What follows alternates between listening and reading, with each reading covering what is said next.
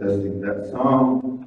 This is for our speaker here, her sister, mama, auntie, grandma, whatever aspect she has on this little island. We honor her with that song. And that song is saying, remember your grandmothers, your grandfathers, who taught you your sacred ways. I was to honor you in your spirit and guidance. Everybody that you work with, your ancestors, Mary and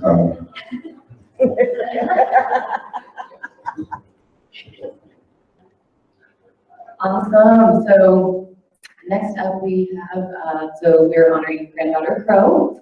I have known her for a few years. I don't have your bio in front of me, but I know you're an amazing individual. And she's taught me a lot of what I know. And she's a wonderful mentor. She is a psychic intuitive. She does mediumship. She knows about astrology, palm reading, animal totems, pretty much everything on this entire realm, I would say. So she's an amazing, amazing individual. It is an honor to know her. And you were all about to have a great treat by listening to her speak. And her workshop is at 7 p.m. This evening. And after she speaks, I'll give a little bit more, some info on that. So everybody please give a round of applause for Granddaughter Crow.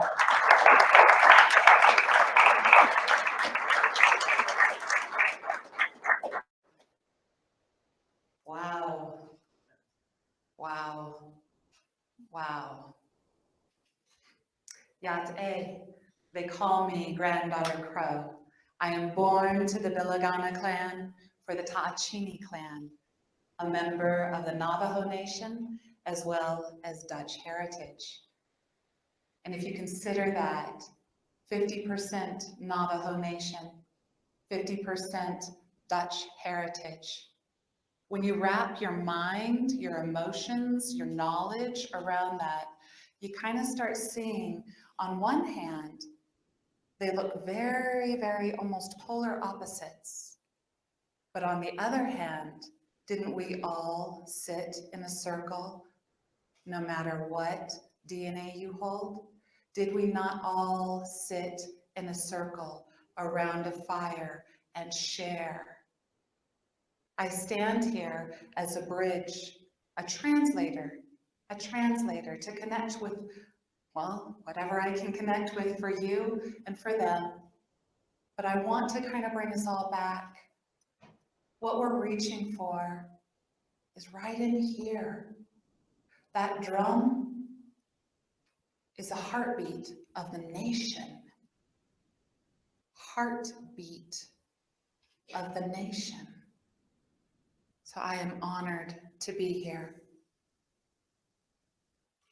There stood on a mountain a beautiful set of twins, a boy and a girl, long, beautiful hair. These are holy people. They stood there and we saw them one time. We never saw them again, but we know they exist. Do you know what their names are? Thought and speech.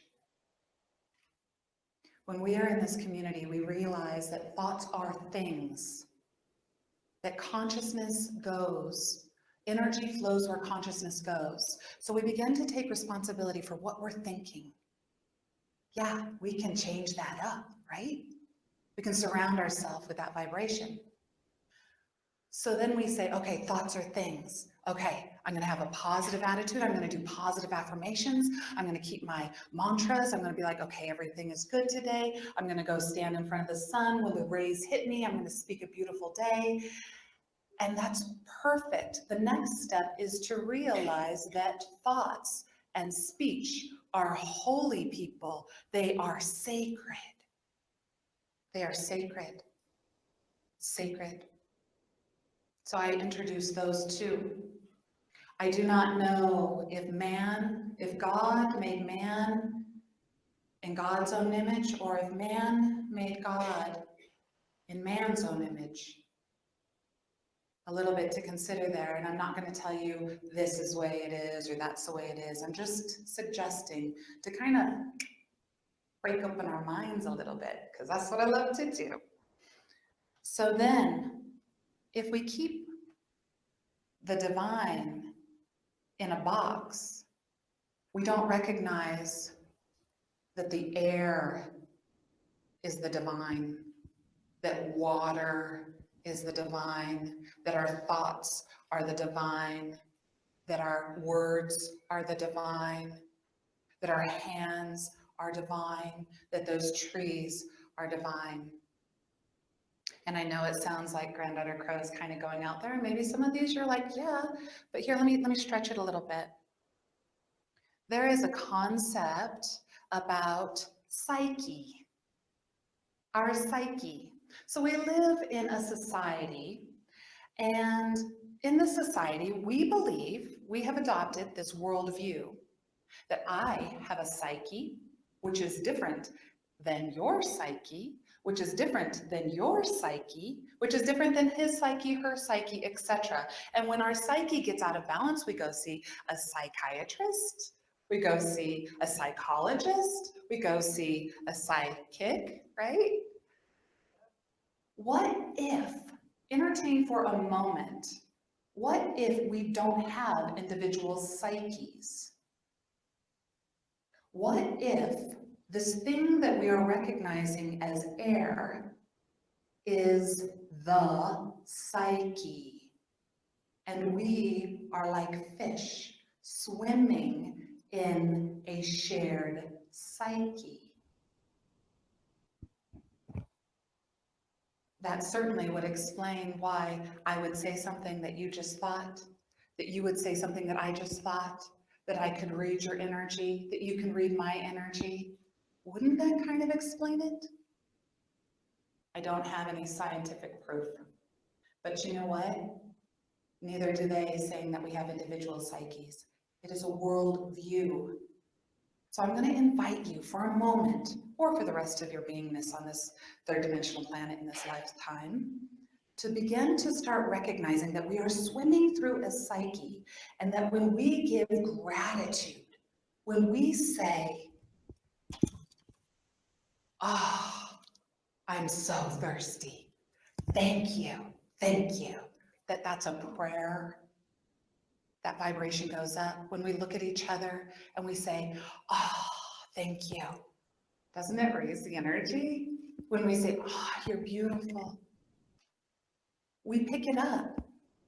Yeah, they call me Granddaughter Crow, and in many circles they say, oh, yeah, she's a psychic. And I say, oh, a little psycho too, right? But it works, they go hand in hand, right? So what I do is I actually teach a lot of workshops to help encourage, because let me tell you something, I know my mission. I am here to inspire and encourage the divine, the authentic nature of the divine itself that is expressing itself in each what we think is an individual here. Please, I pray to a lot of things. Now I pray to you. I pray to you. And that might sound weird, but you know what I'm praying to you? Please stand up. Please be all that you can be. Please be yourself in all of your emotions, not just the ones that are so much more comfortable. Yeah, sometimes there is a time for tears. There's a time where you shake in your boots. There is a time where it's like, ah, right? That's life force. Engage, embrace it all. I pray you be you, the greatness that only you can be. Because then you know what happens? The psyche elevates. If I'm me, which it kind of appears that I am, right? If I'm me and all my Granddaughter Crowness, and there is a really silly side of me, there really is. But if I get to be me, doesn't that kind of give the psyche what you're picking up to be you? Bring it, bring it, bring it, because I love to applause. I love to applause. I love to applause. So I honor water. There's a lot of water around us. You know, we talked about water. I honor the air. I honor the psyche. And you can certainly, what I'm doing is merely laying out a buffet of quite a few different concepts. Maybe like I'm laying out different lenses and you can put them on, and if they don't adjust, go ahead and take them off. And if you are like, yeah, I like that, I don't like what else she's saying. Okay, that's fine. Because maybe tomorrow I'll watch this and I'll say, I don't like what I said. Maybe I should change that up. Freedom, freedom, no box. There is no box. There is no individual psyche. We all swim in this. We all have expression to give. We all get to do this. So then why is it that we feel so alone? Why is it that we feel as though part of us is over there and part of us is over there? And right now we're up on this hill, but tomorrow we got to go to work. Why is it that we're so split up? Well, I've been doing a lot of thinking about this during my life, and not just because it was a fun question to ask, but because I have been there and sometimes I still go there. What is it? Why do I feel so split up? And now we're going to talk about the 4 bodies of existence. Here's another pair of lenses that I'm going to invite you to put on. You can take them off when you're done, or you can wear them. I like to wear them, at least for today, right? So, do you guys know Leonardo Da Vinci, right? And he has the Vitruvian Man, right? Basically, the Vitruvian Man stands there and we see pi and we see all of these different equalities, we see balance, we see harmony, we see all of this beauty. Well, there's another school of thought. It takes a strong mind to entertain a thought that it does not adopt. So you do not have to adopt this thought, but please entertain it for a moment. So with the Vitruvian Man, there's one part where the Vitruvian Man is standing there like this. His legs are together and his arms are straight out. This would depict our physical body. There is, if you look at the Vitruvian Man, there's another aspect where he has a second set of hands and his legs are all like this. This would depict our emotional body, the motion. He's in motion. Then there's a square around these 2 bodies, very logical square. That would depict our intellectual body. And then you know what's around it? The circle. That depicts our spiritual body. So when we move in this world, sometimes my physical body is over here, my emotional body is over there, my mental body is already at the supermarket, right? And my spiritual body is, I don't know, starving on the back burner because I don't have enough time to keep up with these 3 other places. What would it be like if we were to be able to physically feel yes? The same thing, emotionally, yes, right? Mentally, yes. And spiritually, yes.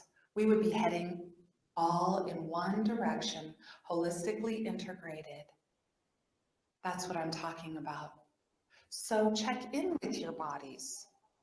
I mean, this is kind of powerful because although it sounds, it's going to take me maybe 15 minutes to explain this. If you start checking in with your bodies everywhere that you go, maybe your physical body is like, no. And your emotional body's like, and your mental body's like, get to work, right? And your spiritual body's like, you know? So it's kind of interesting because the more that we work with this, do you know what this whole thing feels like? I'll give you a clue what it feels like when all of your bodies are saying yes to one thing. It feels like falling in love. You want to be around that person. Your emotions want to know what their emotions are saying. Your mind wants to know what they're thinking. And your spirit is just like, gonna have babies. Right? So what I'm saying to you is, I'm saying a couple of different things. One, I'm saying that holiness is right here, is right here, is right here, is right here, is right here. That we are literally, what if we were swimming in our collective psyche? Doesn't that make sense when you're driving down the road and there's a lot of confusion on the highway and you just want to pull off and you were totally fine before, but when you got on the highway, you're like, ah, that's because the psyche. Doesn't it make sense why when you come up here to beautiful Estes Park, you're like, ah, because of the psyche. Entertain it, entertain it, entertain it, and then swim with all of your bodies in this psyche. Please check in. May I be a voice for your physical body? It has so much intelligence that even there's a book called Blink, and that's written for actually business people. It's about your gut check, right? We actually have neurons. Neurons are basically, they send and receive signals. And so when you have two neurons, then you have what we call a thought. Well, you have a lot of neurons in your gut, and you have a lot of neurons in your heart. So this isn't the only place that we have the neurons. So give these a little bit of voice. So I'm going to ask you to do that. Give your gut, give your body a little bit of a voice. Let me see how much time I have, because this will be a fun little story. I'm going to do a fun little story because I sound so serious up here. Okay, this is how I know that my body has intelligence beyond my mind at times. So a couple years back, I had to have a surgery. And in this surgery, what they did was they actually, well, I don't know how much I want to get into it. I have a metal plate. So in the metal plate, because they needed the metal plate to set, they put me in not a cast, but they put me in some sort of a little contraption thing that I had to wear. It was like 90 degrees this way, or I guess 45 degrees this way, 15 degrees, 45 degrees, 15, 35, I don't know if they're, anyway, this way and this way, right? And I wasn't allowed to move it. And this cast or whatever it was, this plastic thing was very, very painful. And it actually was all the way up my arm. And did you know where we call the funny bone? Did you know that there is the most superficial nerve in the body is right there? I found this out. Superficial meaning closest to the surface, right? So this plastic thing was rubbing and rubbing and rubbing and rubbing all night long. So much so that I started getting, has anybody had nerve pain? Has anybody been struck by lightning? Because it's the same thing, right? It's the same thing. So what happened is I'm sleeping and jolt up out of bed just in intense amount of pain because it's like lightning is shooting down my arm. And my body jumps up, runs to my sock drawer. I open up my sock drawer. I'm not even awake yet. And I'm searching through my sock drawer and I can't find what I'm looking for. And I start waking up and I'm like, whoa, what am I doing? Is this really driving me mad? What am I doing in my sock drawer? So I close it, I go lay down, I'm like, okay, breathe, do your breathing exercises, okay, okay. And then all of a sudden another jolt, and it jolts my body up. I run over to my sock drawer, I open my sock drawer, and I'm looking through and looking through and looking through. And I'm like, wow, what am I doing? And I set it down and I'm like, okay, I have got to wake up and figure out what I'm gonna do. This is intense. So I decided to go downstairs for a few moments, try and wake up a little bit. And I sat down on my couch and I loosened up that, I don't know what you call it, contraption thingy. And I was sitting there and I was like, okay, let's think. What does this feel like? And I'm like, well, it feels like an old pair of plastic shoes is what it feels like.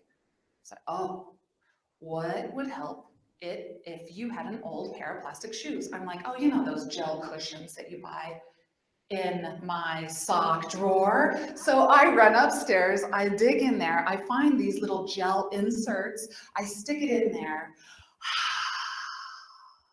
Of course, I went to the doctor that day and they readjusted it. That was my body.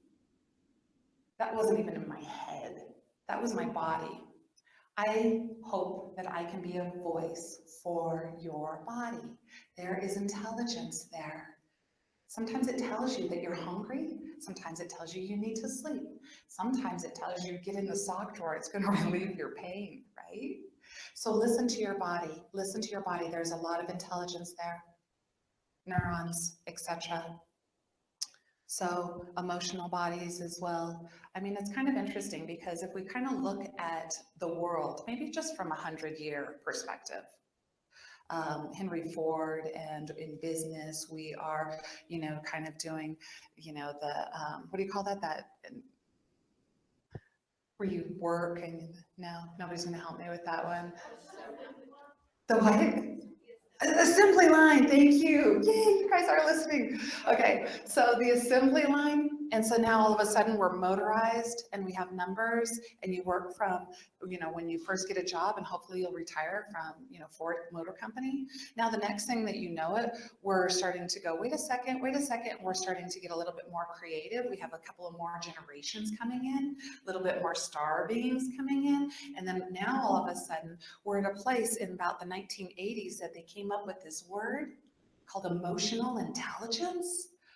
Who ever thought that emotions could have intelligence before 1980? And the book written by Daniel Goldman. Well, it was introduced into the business world. So that means that it's logical and accepted by the box or the system. So it's like, okay, I don't know about you. I'm older than 1980. I wasn't born past then. I was born before then. I've known about emotional intelligence my whole life. But what I'm suggesting to you is that we didn't give it credit. We always put it on the back burner. We're like, no, no, no, no, no, you're too emotional. No, don't cry. Don't cry. You don't know what you're doing. All of a sudden, just think about it. Emotional body, dying, suffocating, not fed, not seen. And some of our emotional intelligence, I'm not sure if you guys have ever heard of the word empath or highly sensitive person. Highly sensitive person is a phrase that's coined by Dr. Erin, and she talks about all of it. Being an empath is another. Do you know where the word empath actually came from as identifying a person? Star Trek. Empathy has been around, but actually calling somebody an empath didn't come around until they introduced it, and now at the next generation, Counselor Troy, hello, total empath, right? She's like, no, Captain, I'm feeling that they have bad vibes. They're, it's true, you guys. And then it came mainstream, and then the metaphysical and the spiritual community started picking it up, and all of a sudden, now we're kind of looking at ourselves and we're recognizing that we have degrees of emotional intelligence, so much so that we can pick up each other's emotions, pick up each other's thoughts. How are we doing that? Oh, I don't know, Granddaughter Crow. Maybe we live in a psyche together. Maybe we make waves for each other. Isn't it kind of interesting? And again, take as much as you wish. Throw the rest away, because I have no problem being called crazy. I know. In fact, I love it. So basically, what we're looking at is I speak on behalf of our heart and that drum. That drum is our heartbeat. It brings us into rhythm together, to sit in circle together, and it builds all of our bodies. Physically, you feel it. Emotionally, you feel it. Mentally, you're hearing it. It puts you in meditative state. Even probably it drops you to alpha state from beta state, maybe even theta. You start traveling and journeying. Spiritually, you hear that drum. All four bodies hear that drum. All four bodies hear that drum. So nevertheless, I speak on behalf of your physical body, your emotional body, and then your mental body. Yes, I'm not going to diss our mental body. Our mental body is very, very strong, very, very powerful, but it isn't the only intelligence that we have. In fact, maybe it is a receiver. There is a difference. I want to introduce the word dialogue. Now, we all know what dialogue is. It sounds like a conversation, but it's a little different. Again, there is a book by the name, written by David Bohm, B-O-H-M. If you Google David Bohm, you guys would be really impressed with his mental intelligence. Basically, he was kicked out of, I don't know, countries because he was scary. He had so much intellect. So what David Bohm says, I don't kick him out, right? I don't know, but what he says is that a dialogue, the definition of dialogue is that we agree together to think together. That doesn't necessarily mean that we're always going to see the same side or the same point.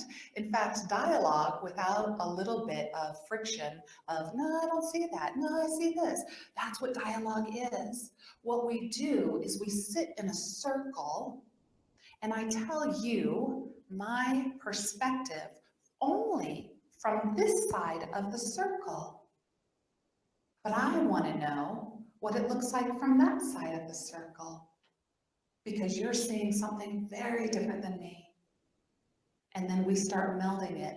And then I want to know what's going on that side of the circle over there, even if it's the opposite from me. In fact, I hope it is. And I want to know what's going on right there in that side of the circle, that side of the circle. And then all of a sudden we get more of a larger mind.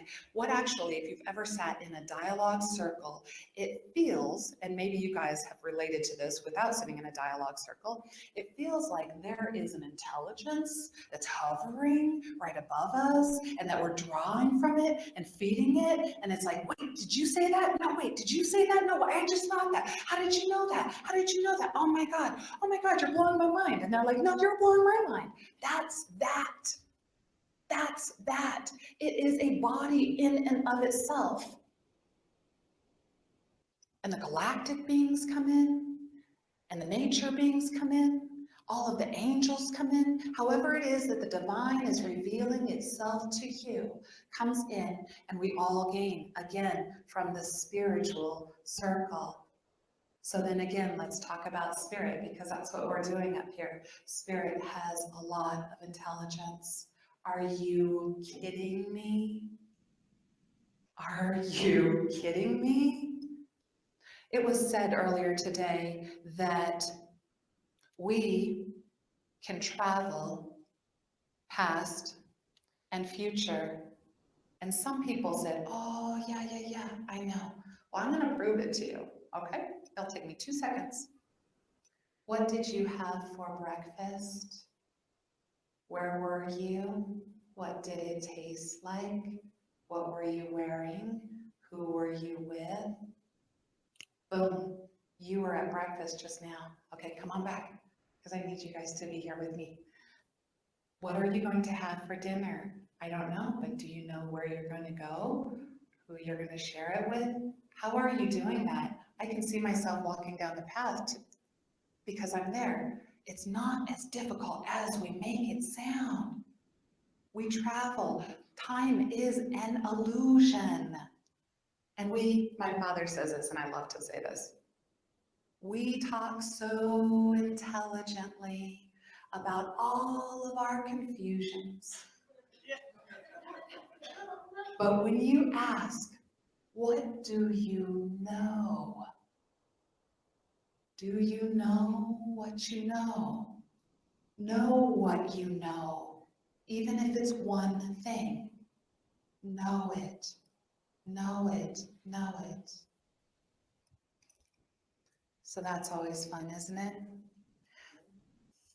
So I hope that you can take some of this with you.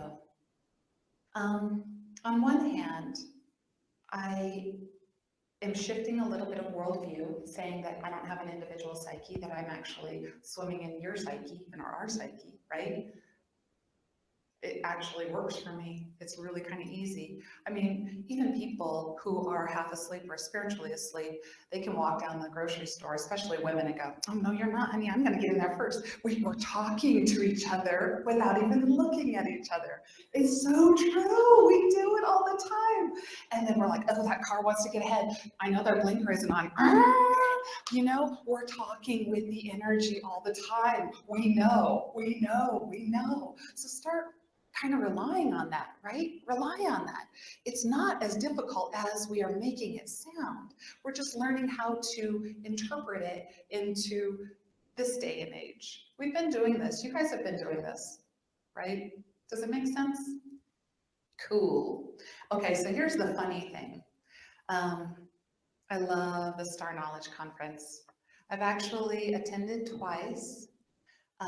The second time I actually went up and then I didn't get to attend for the rest of the conference. So I went like 1.5 times. Last year I was able to speak, and it is such an honor and a blessing to be able to share this time with each of you, with all of you, around the world, around the globe, etc. And this year I came back again. Well, it's so exciting for Granddaughter Crow because if you think about it, I'm a bird, right? And I'm a crow. I mean, how often do you hear eagles? Maybe you can hear a hawk, but come on, they even put soundtracks of crows in movies. Ha, ha, ha. We love to talk, right? So I'm all excited about it, but I'm also a bird because I love to fly high in all of these different realms and everything like that. But every time I come here, I'm like, Granddaughter Crow, this is such an amazing ceremony that maybe your job, granddaughter, is to ground people. And I'm like, what? Me ground anybody? Me? Hell, I don't have 4 legs on the ground. I got these 2 little stick legs and I'm flying high and I'm right? So it's very, very interesting. It's very, very interesting because what I'm hoping to do is not only give you a few little shifts in worldview that you can take with you from here. I'm going to ask you, please, please, please don't make this be one of those dreams that you experienced one time and you come off this mountain and you forgot what happened. Please write it down. Please write it down. Please implement it into your life. Please grab it and make it mean something. It means something now. We're looking at each other and we're like, oh, this is so cool. And tonight we'll be like, whoa, look at that. And we can see the tree and we're like, ah, brother tree. And then we are on the highway and we get into the city and we're like, well, I got reception. Wonder how Facebook's doing. Oh, did you see this? Oh yeah, shh, I'm on the phone. There's a tree, whatever. Yeah, I know. So don't do that, please, please, please, please, please, please, please. And the way that I'm trying to express this is to bring an awareness, a voice to your own physical body, your own emotional body, your own mental body, and your own spiritual body. Allow them to talk to you every single day. Develop that relationship, and let me tell you, you will feel whole. And you will look at others, and you will be able to swim in that psyche, or you'll just be happy. You'll just be happy. You'll be like, I'm in the right place at the right time. Go figure. And then all of Bobby Joe's synchronicity, if you ever spent time with Bobby Joe, she's the MC up here. She's one of the MCs. If you talk to her for 5 minutes, she will tell you at least one synchronicity that has happened. I guarantee it. She is a synchronicity lady. Is she not? She totally is a synchronicity lady because she looks for them. She hunts them. What if we were to do that too? What if we were to do that too? So at this point, I'm going to bless this holy water, right? And I'm going to receive this holy water, right? And I'm going to thank each and every one of you for listening and considering. So now it's time to ground us, okay? I'm going to invite you to stand up If it makes you comfortable, it is an invitation. You do not have to. I'm going to invite you to stand up. There is so much energy. We are living in times that are incredible times. Incredible times. Absolutely amazing. So how are we supposed to take this information, this vibration with us? Well, let me tell you something. The tree is our teacher in this one moment. I am a tree. Consider that. Pretend, if you will. So, from the bottom of my feet, from the bottom of our feet, a little door opens, and just like the tree, we begin to grow our roots down into Mother Earth. Bring your consciousness and your emotions and all that you have to that, and energy will flow there. Figure out, is it cool? Is it hot? Start reaching down further and further and further. Maybe you passed a beautiful stone. Maybe you can even root all the way to the core of Mother Earth. If you can do so, go ahead. And now start, just like the tree, drawing up all of that mineral, the nutrients, that power, that life force, all the way through your feet, through your knees, through your hips, all the way up your spine. Your tired backs will now get fed all the way up, and then now it's starting to come out like the branches. And all of a sudden, your consciousness, your arms just start reaching up, and they start reaching up through the clouds into the celestial bodies. Find a light source there, and begin to draw down that energy. It feels a little different, but it is energy and light. Draw it all the way through your arms, through your spine. Take it all the way down through your hips, through your knees, through your feet, and give it to Mother Earth. And then she immediately recognizes that, and she shoots up her energy. Now that goes through your body, it's through your spine, and you give it back to that light source. And then all you have to do is inhale, and that light source starts coming back down again, and it starts moving and grounding into Mother Earth. We are doing this physically, we are doing this emotionally, we are doing this mentally, and we are doing this spiritually. And as you continue to do it for a few moments. Do it for a few moments. And I'm going to draw up in a very beautiful, ancient, esoteric way. Do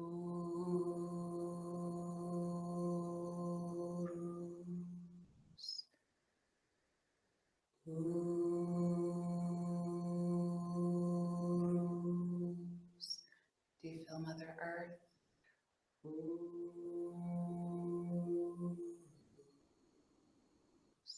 Strength above.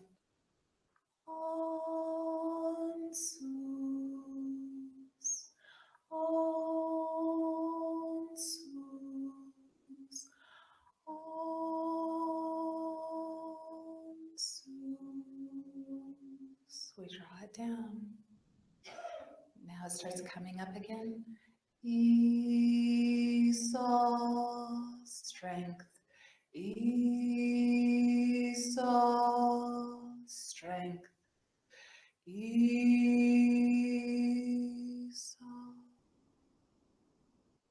And draw it down again. Eos. Eos. That's the horse. Eos. Continue with that energy. I was.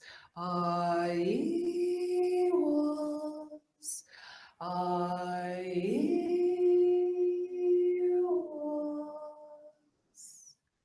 And now let's send this from our heart center to your life, to your finances, to your health, to your family, to the places that you go, to the people that you see, to the people that they know, and to the people that they know, to the people that they know.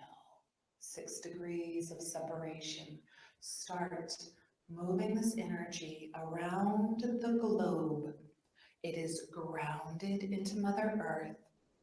It is high vibrational celestial source, and it's coming through you as a conduit out, around. Send it to the waters.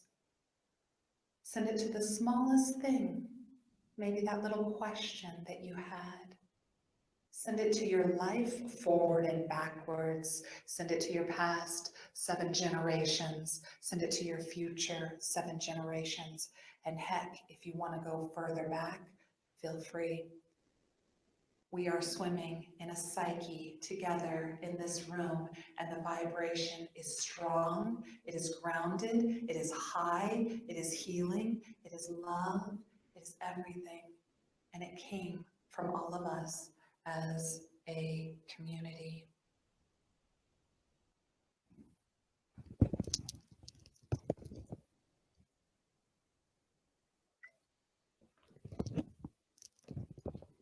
So now that you know how to do it, it's pretty easy. All you have to do is go to the tree. You can do that in the morning. You can do that at night.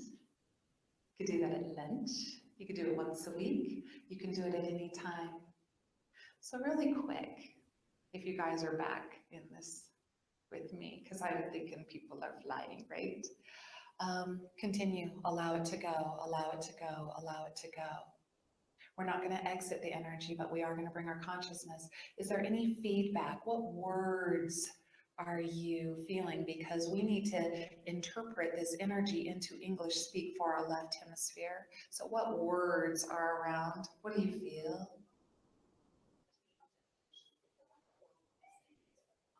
You went back 17 and forward 17 generations just for balance, and you felt, did I get that right? Oh no, you felt grand, grand, grand. Are you feeling grounded? You feel grounded? Does anybody feel like they're flying high? Do you feel both? Do you feel like I'm being silly? Yay! Do you feel balanced? Do you feel re-energized? Do you feel calm but awake? Ta-da! That's not Granddaughter Crow, honey. That's the tree. That's the tree. That's the tree. That's the tree. And then the tree talks. Oh no, that's the raven in the tree, right? I love it, and I love you. I love you. Collectively, individually, the authentic expression of the divine itself radiating through you, different colors of hair, different shapes and sizes, just like stones. It's awesome. Yeah. So I'll give you a little break. You can feel free to sit down. I'm going to entertain you with one more thought. Now that I got you grounded, I'm going to get you back up there again, right? So check this out. Mistakes, shame, guilt, hide, ashamed, closets. I screwed up. I'm not good enough. I'm unworthy. No more of that. Do you know that all of that you've labeled, or that the world around you has labeled as that, does not exist? Because what I see is people going through initiations to earn medicine. Somebody's taken one of my workshops and knows what I was talking about. The rest of you are like, what? Right? We earn the medicine that we carry. We earn the medicine that we carry. If you have ever been in a situation, a heartbreak, either side, and you learned how to get out of that and extract the wisdom of that, you carry that in your auraic field, right? You don't even need to talk about it. You carry the wisdom of how to get out of heartbreak. If you've ever carried depression, if you've ever had or felt depression, and you learned how to get out of it, that's a key. You hold the keys to getting out of depression. Your energy knows it now, and it will never go back there again. And if it does, you're just like, oh, I know my way out of this. All I have to do is look for opportunity, hope, go get a Reiki session, right? Start moving my eyes, looking up, this type of a thing, right? So we earn the medicine that we carry. If you have ever been incarcerated and learned how to get out of an institutionalized mind, I'm not just talking about the system incarceration. I'm talking about any sense of incarceration, a job, a cubicle, whatever, right? And you learned how to get out of that, and you learned how to raise the vibration. You now hold that in your auraic field, and it, to me, was never a mistake. To me, in my perspectives, there is no shame, there is no guilt, there is no heartache. All of that was an initiation for who you are now. But please, my friends, don't forget to take the wisdom. Don't forget to take the keys with you. You don't have to repeat it again. Say, I know how to get out of that. I know how to get out of that. I know how to get out of that. That all is an initiation, and you hold that wisdom and that in your auraic field. Do you know why I'm nice? Not just because I was born this way. Hopefully it's just the way I was born, but I'm nice and engaging and go for the underdog and talk to people and connect with people and feel your pain with you because I have been ostracized, I have been hated, I've been neglected, I have been abandoned, and I don't want anybody else to feel like that. And I worked my way out of that, and I've got the keys to know how to get out of all of that. And now they call me a healer. Heck, I thought I was just a wounded warrior. Right? So here, let me solidify that one. Let me see if the crow can ground you on this one. Caw-caw, caw-caw, caw-caw. I know, right? There was once a man. He was a lawyer and wonderful, wonderful man, Bilagana, which means to the Navajo white man, English speaker. And he went to law school. And what he did was he earned the title of a lawyer. He does mediation and everything, but he had a heart for the Navajo. The Navajo Nation sits on the Four Corners. He had a heart for the Navajo. Oh, I'm going to take all of this down to the Navajo. So he gets, done. Maybe he went to school at Harvard or something really, really important, right? So he goes down to the Navajo reservation. He buys this little plot of land. He has this little house. He kind of lives in the back, and he has a little office in the front. He puts up this little sign that says justice, and says mediation, and says truth and honesty.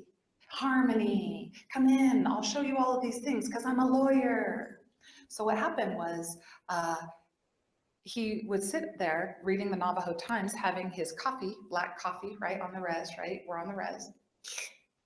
And it's like, okay, and he looks outside and he sees people driving by, but nobody stops. And he's like, okay, make a bigger sign, bigger sign. So next time he gets up and he's sitting there, black coffee, Navajo Times, okay, yeah. Oh, people are coming. Oh, they're just standing on the property. I wonder if I should, they're just talking on my property. I wonder what's going on. I don't want to scare them away, right? It's taking me so long just to get them on my property, right? So he decides to put this big open sign. More people come, they stand on his land, on his property, in his field, and they talk and they leave. And he's like, what is going on? So he finally finds somebody to tell him what's happening. The Navajo said, oh, this man, this medicine man, carries in his auraic field harmony and justice and truth and balance. No, we don't care what he has to say. He's not a part of us. Let's go ahead and stand together on his property in his energetic field of health and balance and justice and work out our own problems together. That's what they did, and it worked. We get so caught up that we gotta talk, especially me, right? We get so caught up that we gotta talk. I don't have to say anything. I'm carrying it in my arraic field.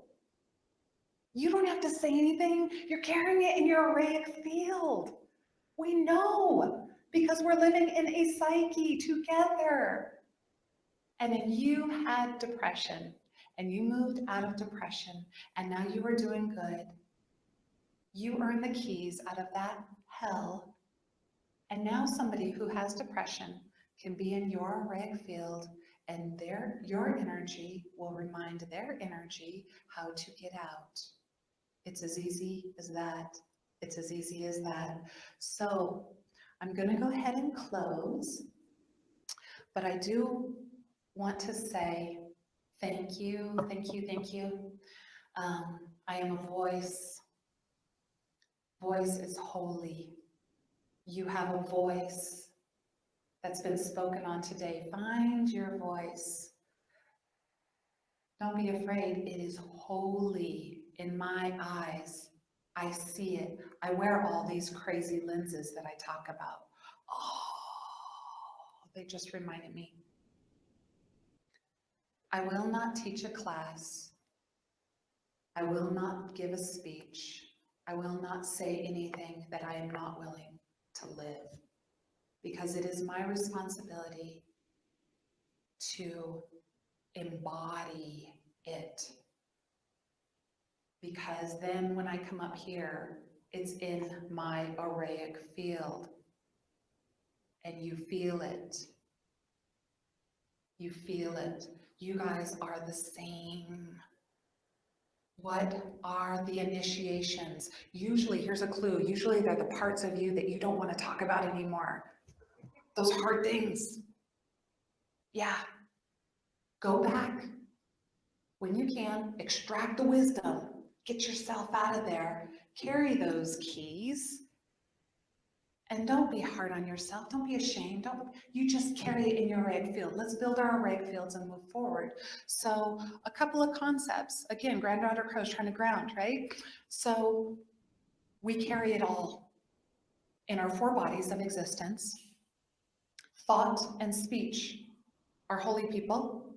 Air is holy. Water is holy. I pray to everything, because prayer is basically like, please, thank you, I love you, I'm grateful. That's prayer, right? Not, now I lay me down to sleep. Or like my son says, rub-a-dub-dub, thanks for the grub. That's what my son says. That's his prayer, right? So, so nevertheless, carry this in all of your 4 bodies of existence. Be aware of all of them, feed all of them, allow all of them to have a voice, do the tree meditation when these winds come through, and by God, be here now and lean forward into your life. Thank you very much.